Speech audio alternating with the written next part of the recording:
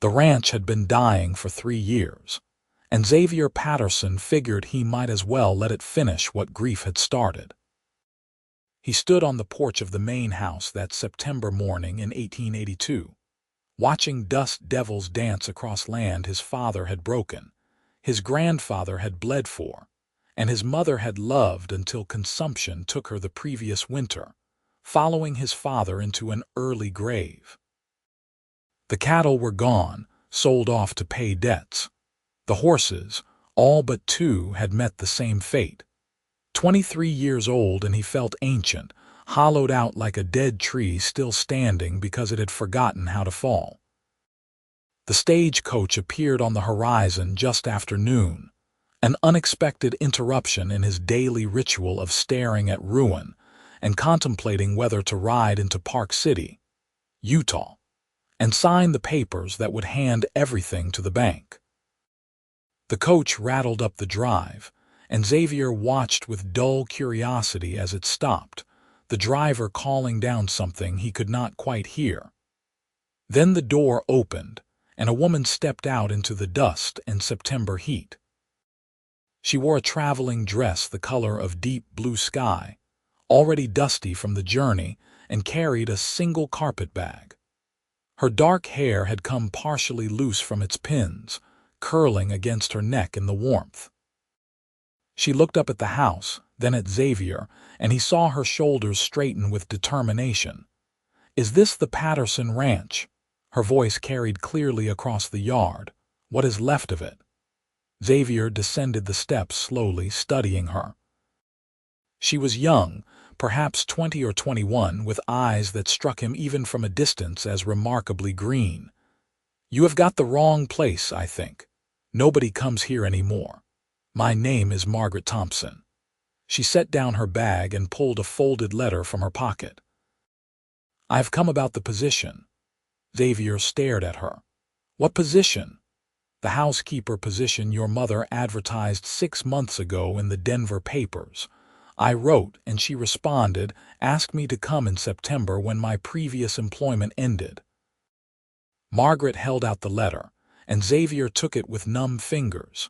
He recognized his mother's handwriting, neat and careful despite the tremor that had begun to plague her in those final months. The letter was indeed an offer of employment. Room, board, and $20 a month to keep house and help with cooking. His mother must have written it in those desperate weeks when she still believed she might recover, when she still thought the ranch might have a future. Xavier looked from the letter to the young woman standing in his yard, and something twisted in his chest that might have been bitter laughter, or might have been something closer to tears. "My mother has been dead since February," he said quietly. "I am sorry you came all this way for nothing. There is no position, there is barely a ranch anymore." Margaret Thompson did not flinch. She looked at the house, the barn with its sagging roof, the empty corrals, then back at him. "You are alone here, just me and 2 horses and more debt than sense." "Then you need a housekeeper more than ever, I would think." "I cannot pay you. Can you feed me?" Xavier blinked. "I have got supplies, not much, but enough. Then that will do for now." Margaret picked up her bag. "Your mother promised me this position, and I gave up good work in Denver to take it. I have nowhere else to go, and you clearly need help. I will work for room and board until you can afford to pay me properly. Where should I put my things?" The stage-coach driver, who had been watching this exchange with undisguised interest, cleared his throat. "Miss, you sure about this? I can take you back to town." Margaret never took her eyes off Xavier. "I am quite sure, thank you." After the stage had rolled away in a cloud of dust, Xavier stood holding her carpet bag, feeling as though something had just happened that he could not quite comprehend.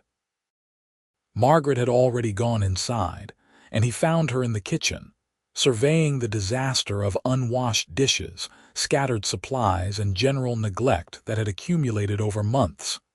"When did you last have a proper meal?" she asked, opening cupboards with brisk efficiency. "I eat." "That is not what I asked." She found flour, lard, a few wrinkled potatoes.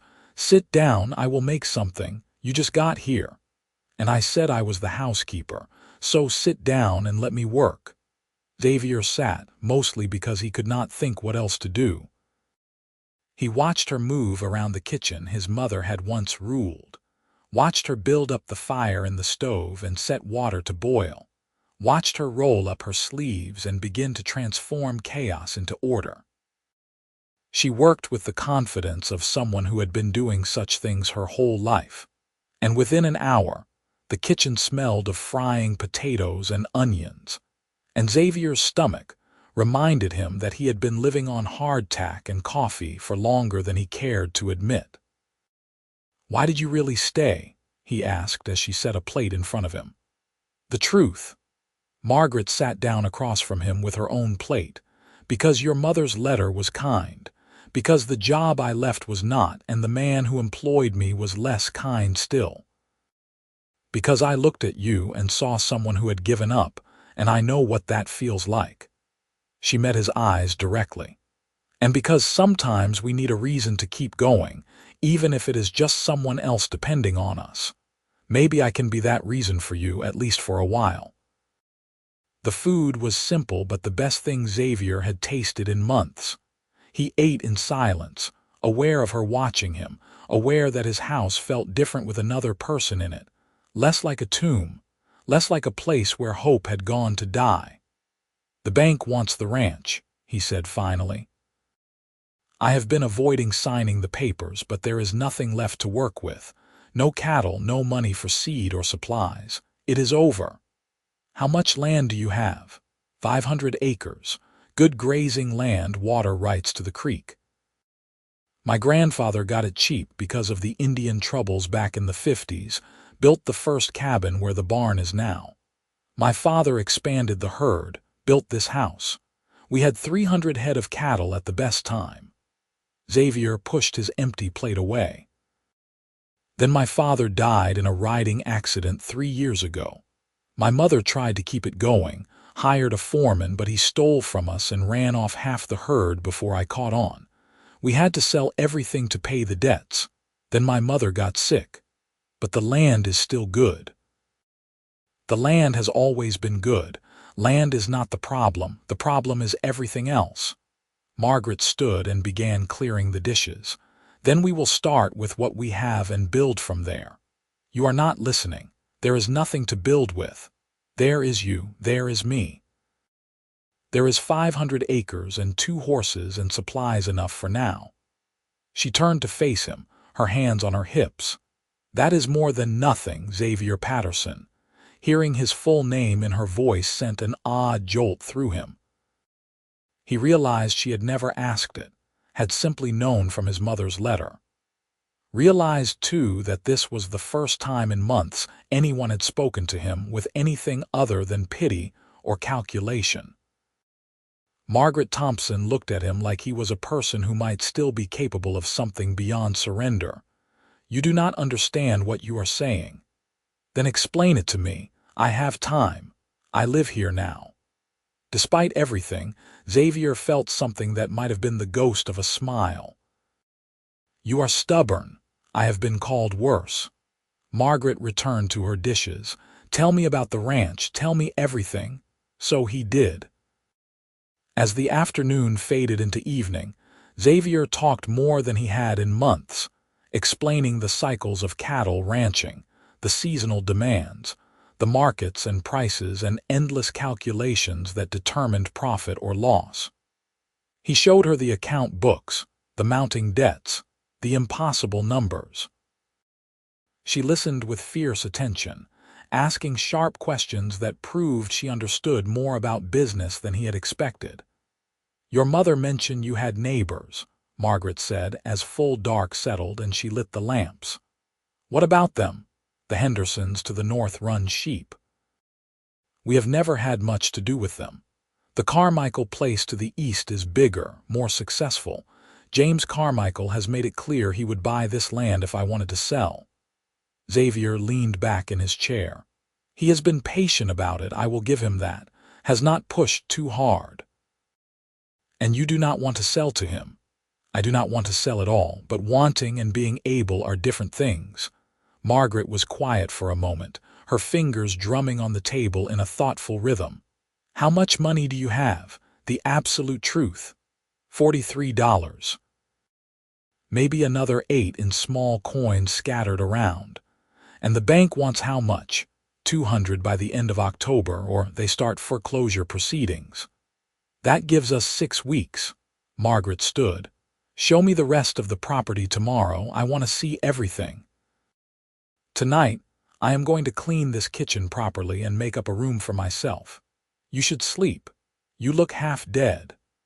Xavier wanted to argue, wanted to explain again how impossible the situation was, but exhaustion had settled into his bones. He left her to her work and climbed the stairs to his room, the first room on the left that had been his since boyhood.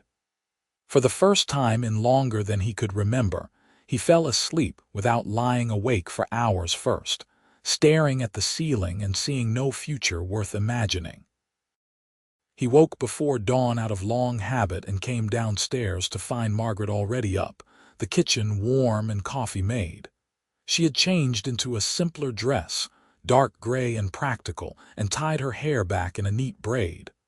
"I want to see the land," she said, handing him coffee.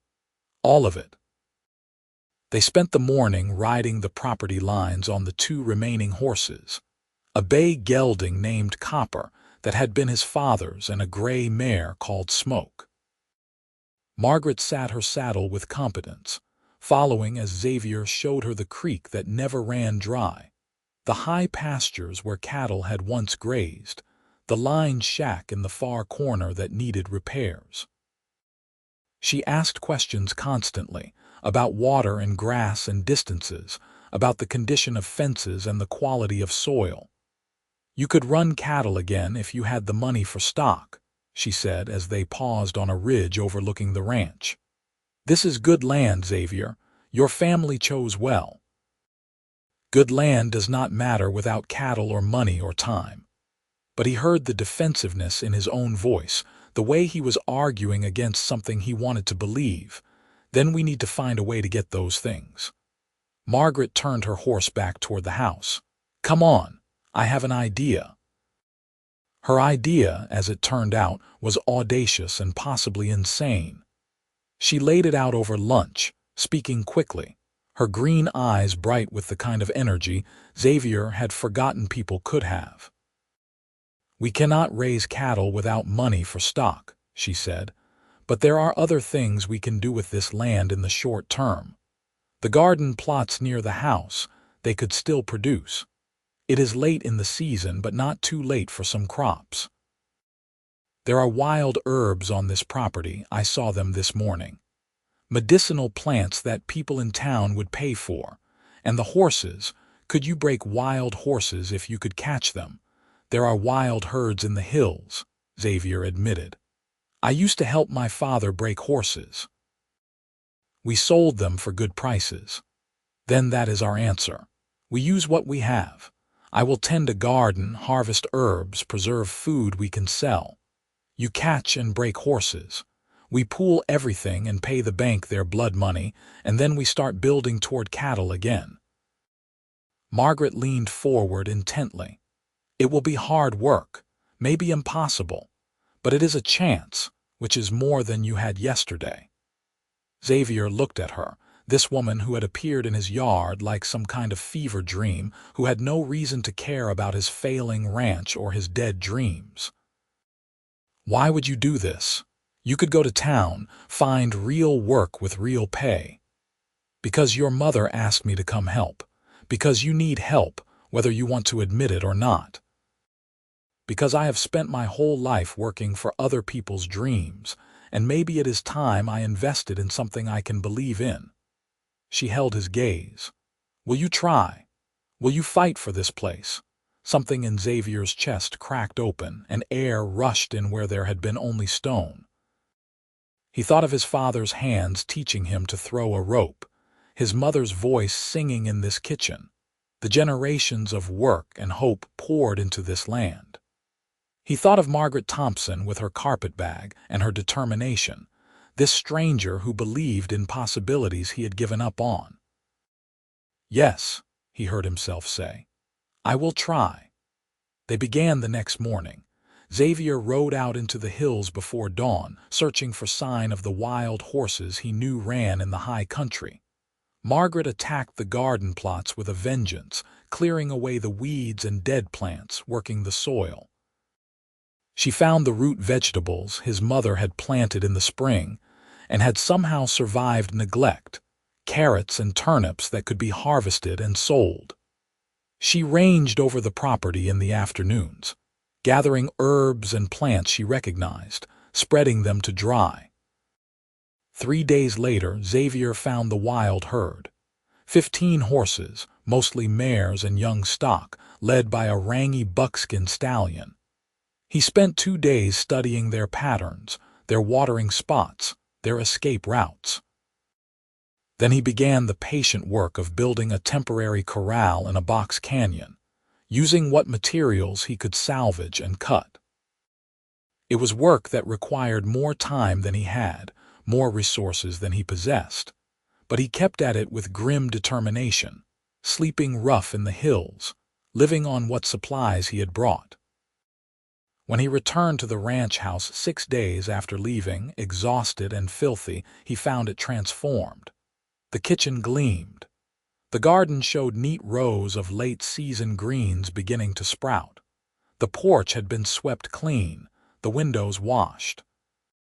Margaret had even managed to do something about the barn, mucking out stalls and organizing the scattered tools. She took one look at him and pointed to the kitchen. "Sit, eat, then tell me." The food was hot and plentiful, and Xavier ate like he was starving, which he supposed he was. Margaret waited patiently, then listened as he described the corral, the herd, his plan to drive them into the canyon and trap them there. "I cannot do it alone," he admitted. "I need help to drive them right, to keep them from breaking past. With 2 people, we might manage it." "Then I will help you." Margaret spoke as if it were obvious. "When do we go? You have never driven wild horses. I have never done a lot of things until I did them. Teach me what I need to know." They spent the evening planning, with Xavier drawing maps in the margins of old newspapers, showing her where to position herself, what signals to watch for. Margaret absorbed it all with focused intensity, asking questions until she understood. When she finally rose to go to her room, she paused at the bottom of the stairs. "Xavier, thank you for trying, for fighting for this place. I am not sure I would be fighting without you here." Something passed between them in that moment, an acknowledgement of connection neither was quite ready to name. Then Margaret smiled, soft and genuine, and climbed the stairs, leaving Xavier alone with the lingering warmth of her presence. They rode out together 2 days later, equipped with rope and determination, and a plan that had more holes than Xavier wanted to admit. It took them most of a day to reach the canyon where he had built the corral. They made camp that night under cold stars, and Xavier found himself acutely aware of Margaret across the fire, the way the light caught in her hair, the set of her shoulders as she checked her saddle for the 10th time. "Are you nervous?" he asked. "Terrified," she admitted cheerfully. "But I am also tired of being afraid to try things. I spent 2 years in Denver afraid of my employer's temper, afraid of losing my position, afraid to speak up. I am done with that kind of fear. This fear, the kind that comes from doing something hard and worthwhile, this I can live with." "What happened in Denver?" Margaret was quiet for a long moment. "The man I worked for was wealthy and respected and cruel in small ways. He never struck me, but he made sure I knew how replaceable I was, how fortunate I should feel for his charity. When your mother's letter came, it felt like a lifeline. I saved every penny I could and left without giving notice. Let him try to replace me." Her voice carried fierce satisfaction. "I am here now, and this is better. Even with all the uncertainty, this is better." Xavier felt anger on her behalf, hot and protective. "He should not have treated you that way." "No, but many people should not do what they do. I am learning that the only control I have is over my own choices." Margaret looked at him across the fire. "Coming here was my choice. Staying is my choice, and I am glad I made it." The moment stretched between them, full of things neither was ready to say. Then Xavier nodded and turned his attention to the fire, feeding it another branch. They slept in shifts, and when Xavier woke to take the second watch, he found Margaret already up, staring at the sky. "Could not sleep?" he asked quietly. "Too much thinking." She glanced at him. "Tell me about your parents. What were they like?" So Xavier talked, describing his father's quiet strength, his mother's laughter, the way they had worked together to build something lasting. He found himself sharing memories he had buried in grief, finding that speaking them to Margaret hurt less than holding them alone. She listened the way she did everything, with complete attention, and when he finished, she reached across and squeezed his hand once briefly. "They would be proud of what you are trying to do," she said. "I hope so." They moved before dawn, positioning themselves while the wild herd still dozed in their night grazing area. Xavier had taught Margaret the calls and signals, and now they waited for the right moment. When it came, when the herd began to move toward the canyon for water, they exploded into action. The next hour was chaos. Xavier drove the herd from behind while Margaret positioned herself to turn them when they tried to break away. The horses thundered across the landscape, dust rising in choking clouds, and Xavier's world narrowed to rope and horse, and the need to keep the wild ones moving in the right direction. He saw Margaret turn back 3 young mares that tried to bolt, saw her hold her position even when the buckskin stallion charged toward her, screaming defiance. Then they were in the canyon, the herd funneling through the narrow entrance, and Xavier was racing ahead to swing the corral gate closed. The poles held barely, as 15 panicked horses crashed against them. Xavier leaped off copper and began securing the gate while the wild horses wheeled and struck and searched for escape. Margaret rode up beside him, her face flushed and her eyes brilliant with triumph. "Did we do it?" "Did it work?" "It worked." Xavier could hardly believe it himself. "You did it. You held them when they tried to break. We did it." She was breathing hard, grinning with fierce joy. "Xavier, we did it." He found himself grinning back, the expression feeling strange on his face after so long. For the first time since his mother's death, possibly for the first time since his father's accident, Xavier felt something like hope. Not certainty, not security, but the wild, improbable hope that maybe impossible things could sometimes happen. They spent 3 days in the high country, letting the wild horses calm, beginning the patient work of gentling them. Xavier focused on the young stock, the yearlings and 2-year-olds that would be easier to train. Margaret helped where she could, learning as she went, unafraid to get dusty or to spend hours standing quiet near the corral, letting the horses grow accustomed to human presence. At night they talked. Long conversations that ranged from the practical details of horse training to deeper questions about dreams and disappointments, about what they each wanted from life. Xavier learned that Margaret was 20 years old, the youngest of 5 sisters, that she had left home at 17 to find work because her father's small farm could not support them all. She had worked as a seamstress, a cook, a housekeeper, always saving, always hoping for something more stable. "I want a home," she said one night, her voice quiet in the darkness. "Not just a place I work, but somewhere I belong, somewhere I matter." "You matter here," Xavier said, and meant it with startling intensity. "I would have given up without you, you know that, right? Another week and I would have signed those papers and walked away from everything. But you did not. You are still here, still fighting, because you gave me a reason to." Margaret turned to look at him, and in the firelight her eyes were very green, very serious. "You gave yourself the reason. I just reminded you it existed." Something had been building between them since the day she stepped off that stagecoach, and Xavier felt it now like a physical force, pulling him toward her.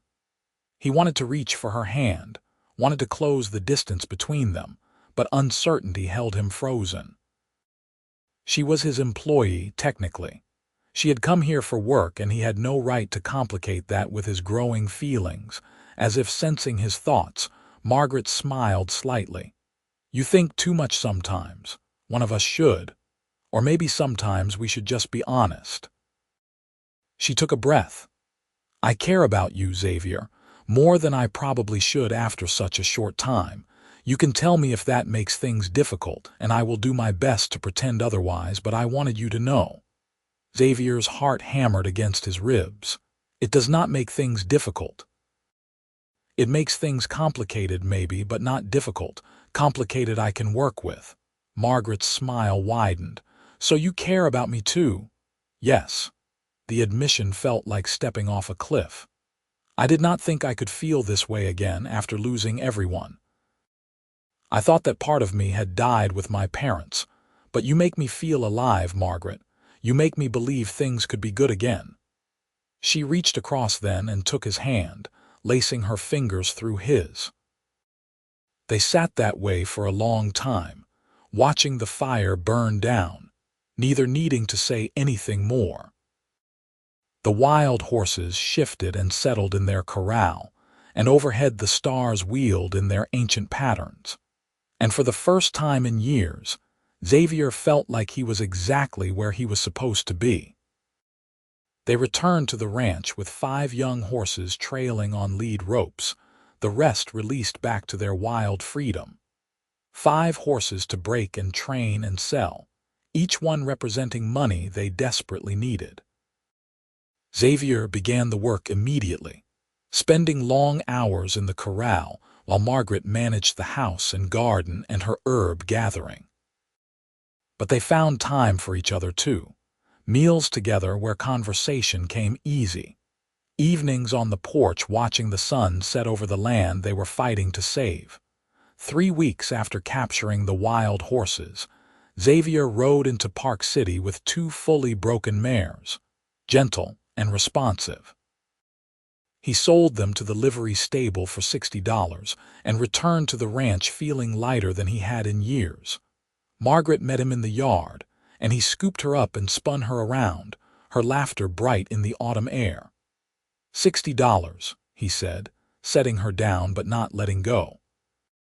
$60 for 2 horses, and I have 3 more nearly ready. That is wonderful.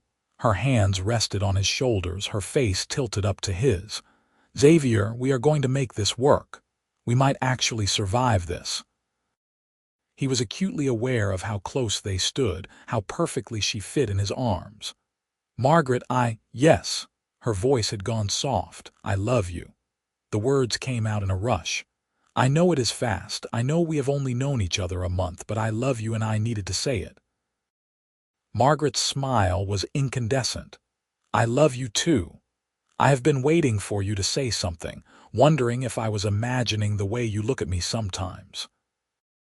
Xavier kissed her then, finally, a kiss that tasted of possibility and promise and the kind of happiness he had thought he would never feel again. She kissed him back with matching fervor, and when they finally broke apart, both breathing hard, Margaret laughed breathlessly. Well, she said, that took you long enough. I was trying to be proper. We are standing in the middle of your ranch, alone together where I have been living for a month. I think Proper left a while ago. She took his hand. Come on. I made dinner and we should celebrate. $60 is $60 closer to saving this place. Over the next 2 weeks, Xavier sold the remaining 3 horses for another $80, bringing their total to $140. Not enough, not yet, but more than they had dared hope for.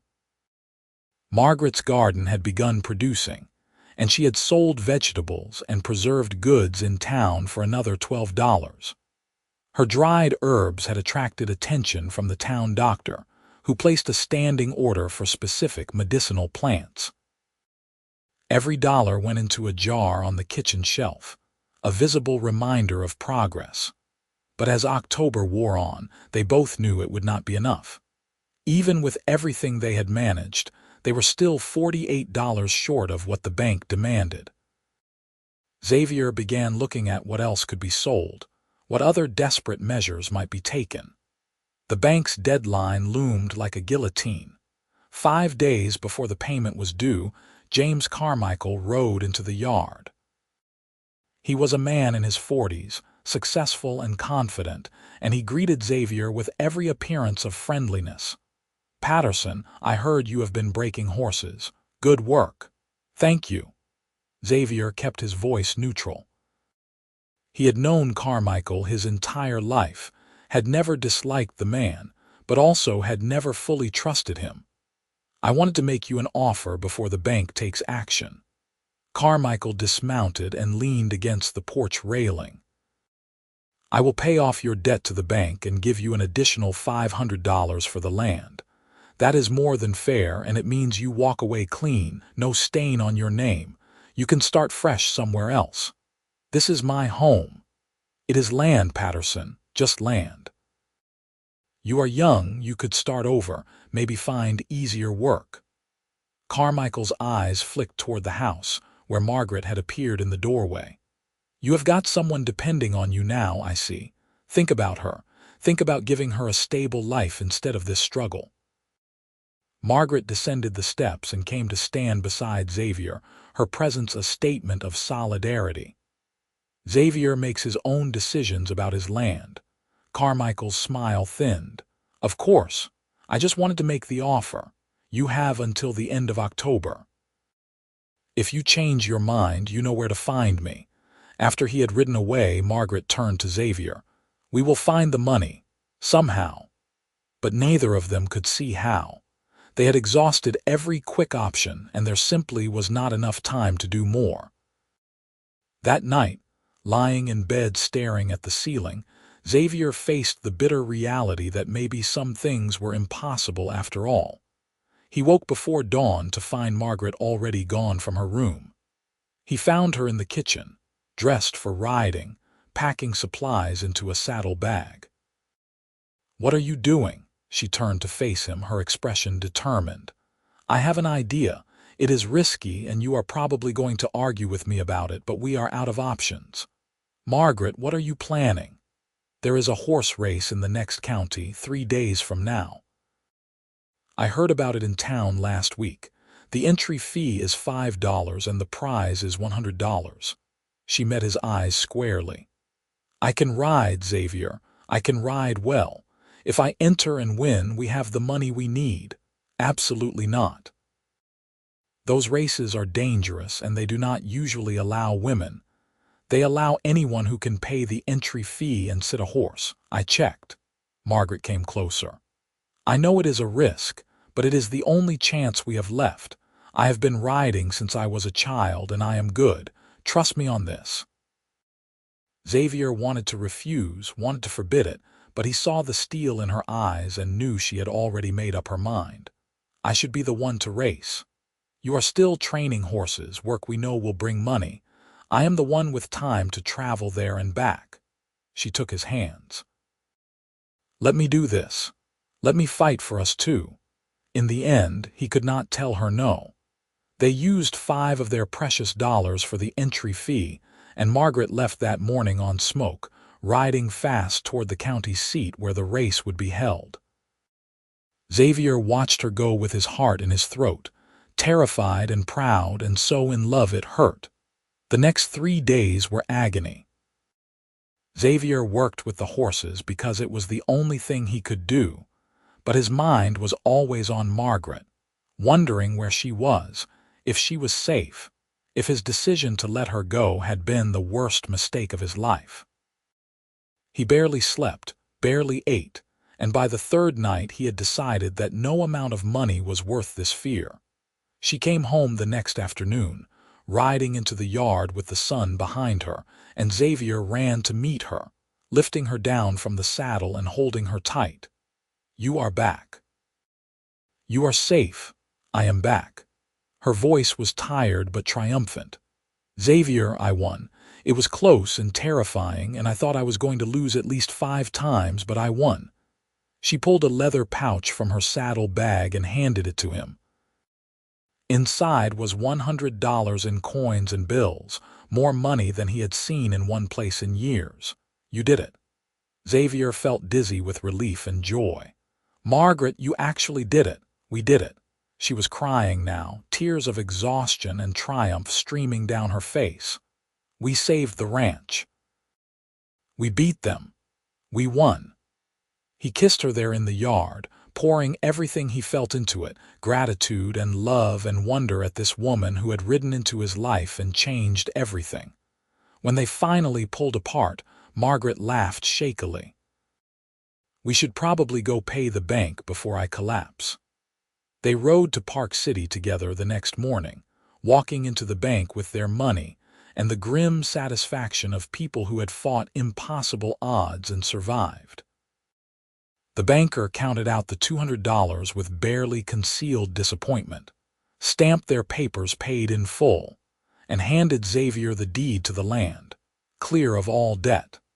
Outside, in the bright October sunlight, Xavier and Margaret stood looking at the paper that meant everything. "It is really ours," Margaret said softly. "We really did it." "We have about $7 left," Xavier pointed out. "We still have to survive the winter and somehow get cattle for spring." "I know. But we have the land and we have each other, and that is more than either of us had 2 months ago." She took his hand. "We will figure out the rest as we go." They returned to the ranch and spent the rest of that day in simple celebration, cooking a good meal, talking about plans for the future, allowing themselves to feel hope without the constant shadow of fear. That night, as they sat on the porch in the cool autumn air, Xavier turned to Margaret. "Marry me," he said. "I know it is fast. I know we are still figuring everything out, but I want you here not as my housekeeper or my partner in this crazy venture, but as my wife. I want to build this ranch with you, build a life with you. Marry me, Margaret." "Yes." She did not hesitate, did not equivocate. "Yes, I will marry you. I came here looking for a job and a place to belong, and I found a home and a future in you. Of course I will marry you." They married 3 weeks later in the small church in Park City, with James Carmichael's grudging congratulations and the best wishes of the few neighbors they had. Margaret wore a dress she had sewn herself from fabric she bought with some of their remaining money, and Xavier wore his father's best suit, and they pledged themselves to each other with quiet certainty. The winter that followed was hard, as all winters were in that country, but they faced it together. Xavier continued breaking horses, building a reputation that brought buyers to their door. Margaret's herb business grew, and she began making connections with merchants as far away as Salt Lake City. They lived carefully, saving what they could, planning for the spring when they would finally be able to buy cattle again. On a cold night in January, curled together under quilts in the bed they now shared, Margaret told Xavier she was pregnant. He felt joy wash through him like light, complex and powerful, and shot through with fear for her, for this new life they had created. "Are you happy?" she asked, watching his face. "Terrified and happy," he admitted. "Everything with you is terrifying and happy at once." She laughed and pulled him close. "That seems about right for us." By spring, they had saved enough to buy 10 head of cattle, not many but a start. They purchased them from a rancher 2 counties over and drove them back to the Patterson land with the help of 2 hired men.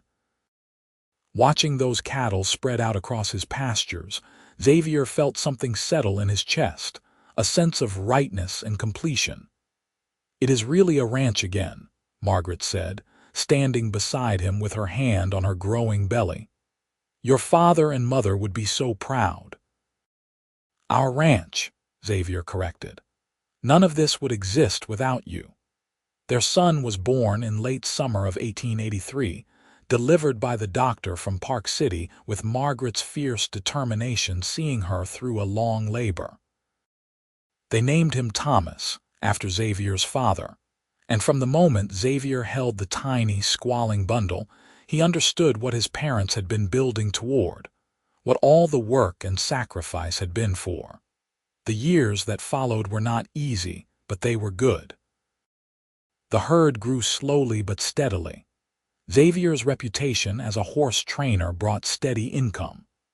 Margaret's various enterprises, from herbs to preserves to the sewing she took in during winter months, added crucial dollars to their savings. They worked from dawn to dusk most days, and fell into bed exhausted most nights, and were happier than either had imagined possible.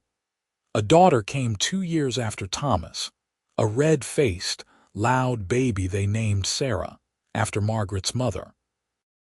She was followed 3 years later by another son, John, who arrived quickly and easily, as if he knew his parents had too much work to spend long hours in labor. The children grew up strong and capable, learning early to help with the endless work of the ranch. Thomas showed his father's gift with horses, while Sarah had her mother's head for business, keeping track of accounts almost before she could read. John was the dreamer, the one who sat on fence rails watching clouds and asking questions about everything. By 1893, the Patterson Ranch ran 200 head of cattle and had established itself as one of the most successful horse breeding operations in the territory. Xavier had built additional corrals, repaired and expanded the barn, and added rooms to the house as the family grew. They had paid off every debt, saved enough to weather bad years, and established themselves as respected members of the community. On a warm September evening, almost exactly 11 years after Margaret had stepped off that stagecoach, Xavier found his wife sitting on the porch watching the sunset, same as they had done countless times before. He settled beside her, taking her hand in his. "You ever regret it?" he asked. "Coming here, taking a chance on a failing ranch and a man who had given up." Margaret leaned her head on his shoulder. "Not for a single moment. This is everything I wanted without knowing I wanted it. A home, a family, work that matters, and you." She squeezed his hand. "You gave me a reason to believe in impossible things. You gave me a reason to keep fighting when I had none left." Xavier kissed the top of her head. "You saved me, Margaret. You saved all of this." "We saved each other," she corrected. "That is what love does." From inside the house came the sounds of their children, Thomas teaching John a card game while Sarah bossed them both about the rules. The cattle lowed contentedly in the distance. The land stretched away in all directions, 500 acres of possibility and promise that they had fought to keep, and had built into something lasting. Xavier had needed a reason to keep the ranch running, to keep himself moving forward after loss had hollowed him out. Margaret had become that reason the day she arrived, and in return, he had given her the home and belonging she had searched for. Together, they had created something neither could have achieved alone, a legacy of work and love and stubborn hope that would outlast them both. As the sun painted the sky in shades of gold and rose, as their children's laughter drifted through the open windows, as his wife's hand lay warm in his, Xavier Patterson knew he was the richest man in the territory, and all the money in the world could not buy what he had found. The ranch would pass to his children and their children after them, but more than land, he and Margaret were passing on the knowledge that sometimes salvation arrives unexpected, that sometimes love means giving someone a reason to fight, and that sometimes the impossible can be achieved by two people who refuse to give up on each other or on the dream they build together. The stars began to emerge overhead. those same ancient stars that had watched him at his lowest moment, alone and defeated. Now they looked down on a man surrounded by abundance, and Xavier sent up a silent prayer of thanks for the woman beside him, for the stubborn faith that had carried them both, and for every day he got to spend building this life they had fought so hard to create.